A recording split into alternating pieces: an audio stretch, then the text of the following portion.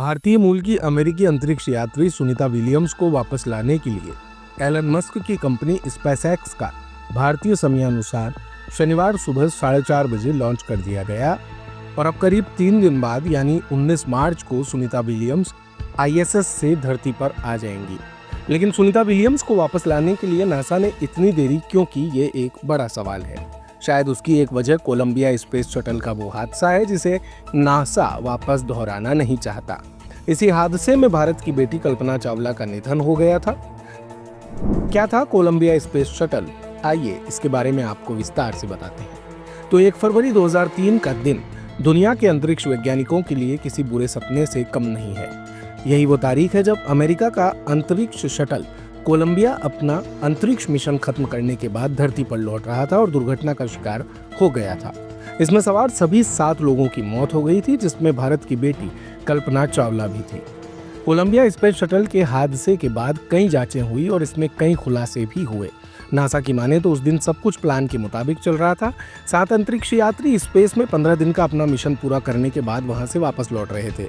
7 members में से Rick Husband, Michael Anderson, David Brown, Laurel Clark, William McCool और कल्पना चावला शामिल थे।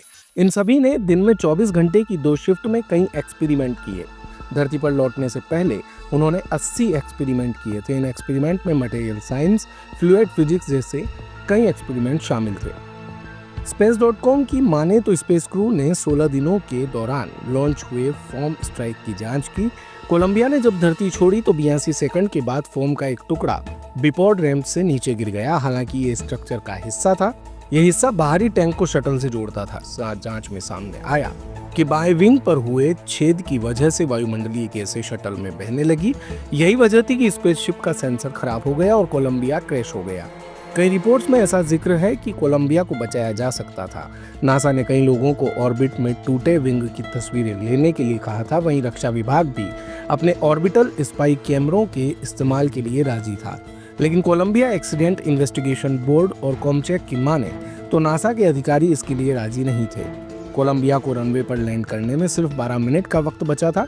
उसी वक्त मिशन कंट्रोलर के पास एक फोन आया। इसमें बताया गया कि टीवी नेटवर्क आसमान में शटल टूटने का वीडियो दिखा रहा था।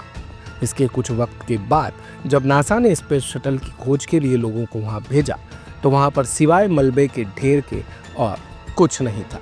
दिन भर की सारी अपडेट्स के लिए सब्सक्राइब करें भारत कवरेज को और हाँ, बेल आइकन दबाना ना भूलें ताकि आप रहें अपडेटेड हमेशा।